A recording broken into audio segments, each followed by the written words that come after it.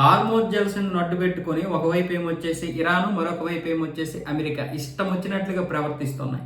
కాబట్టి ఇక్కడ గల్ఫ్ దేశాలు తీవ్రంగా ఇబ్బందికి గురవుతున్నాయి. మరొక వైపు ఇరాన్ ఏమొచ్చేసి మీరు వ్యాపారం చేస్తే అందరి దగ్గర చేయాలి, కొందరి దగ్గర మాత్రమే చేస్తే ఇక్కడ ఊరుకునేది లేదు, హార్మోజ్ జలసంధిలో ఒక్క నౌక కూడా కదలదని చెప్పి ఆదేశాలు, హెచ్చరికలు జారీ చేసింది. ఈ నేపథ్యంలో గల్ఫ్ దేశాలు తమ యొక్క చమురుని అమ్ముకోవడానికి తీవ్రంగా ప్రయత్నాలు చేస్తున్నాయి. అయితే గల్ఫ్ దేశాలు చమురు మీద ఆధారపడితే కష్టమే అని చెప్పి మరొక వైపు ఏమొచ్చేసి రియల్ ఎస్టేటు, మరొక వైపు ఏమొచ్చేసి పర్యాటకాన్ని బాగానే అభివృద్ధి చేసినా చమురే ప్రధానమైనటువంటి వనరు కాబట్టి ఈ చమురుని అమ్ముకోవడానికి రకరకాల ప్రయత్నాలు అయితే చేస్తున్నాయి.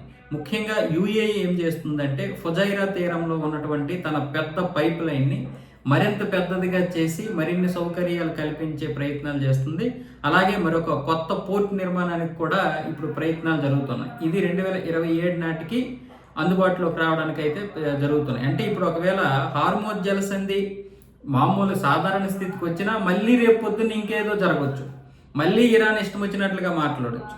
అలాగే ఇరాక్ కూడా వెనకడుగు వేయకుండా బస్రా నుంచి ఇతర దేశాలకి ఎగుమతి చేయడానికి ప్రయత్నాలు చేస్తుంది.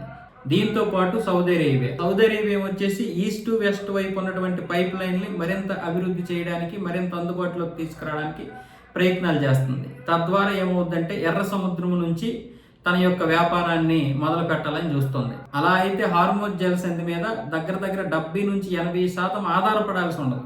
అలా అయితే హార్మోజ్ జలసంధిలో వ్యాపారం జరగకపోయినా పర్వాలేదు. అలాగే ఇతర దేశాలకు కూడా ఇది చాలా లాభదాయకం. ముఖ్యంగా భారత్ లాంటి దేశానికి చమురు అందుబాటులోకి వస్తే ఈ యొక్క ధర పెరుగుదల కాకుండా ఉండడానికి అవకాశం ఉంటుంది. కాబట్టి ఇక ఇరాన్ ఆడుతున్నటువంటి ఆటలు లేదా అమెరికా ఆడుతున్నటువంటి ఆటలకి చెక్ పెట్టవచ్చు.